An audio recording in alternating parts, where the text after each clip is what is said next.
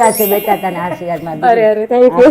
આગળ વધ, મમ્મી પપ્પાનું નામ રોશન કર, બસ આગળ વધ. હું તો એટલું જ કહું છું કે તારા પાસે બધા આવે આ જોઈને વિડીયો. 10-15 વર્ષથી મને આ તકલીફ હતી, પણ મને એટલું સારું થઈ ગયું છે કે તમે આ જ નિર્ણય લેજો, બીજો નિર્ણય લેતા નહીં. કોઈ પણ તમને કહે કે ઓપરેશન કરાવતા નહીં, આ કરજો, ડૉક્ટર ઋષિ પાસે જ આવજો, ગમે તેટલા પગ દુખતા પણ અહીંયા જ આવજો. મારી પહેલાં કમર દુખતી હતી તો અમે અહીંયા ફિઝિયોથેરાપીમાં આવ્યા, તો એ અમને ખબર નહોતી કે ગોઠણ પણ, જે ઘૂંટણ છે આનાથી સારા થશે.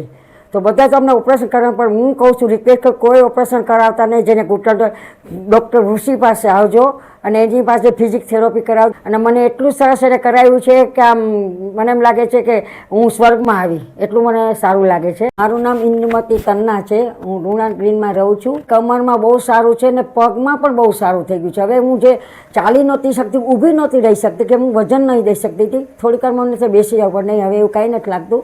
મને હવે સારું લાગે છે, ચાલું છું અને મારી સ્પીડ પણ સારી ચાલે છે.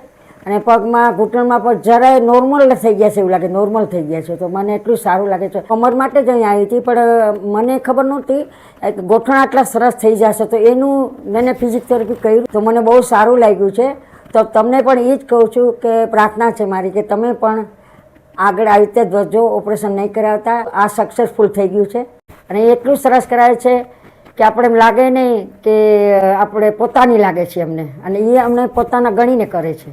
તો એટલું એનું મન સાફ છે અને દિલ મોટું છે, એટલી જ મારી પ્રાર્થના છે.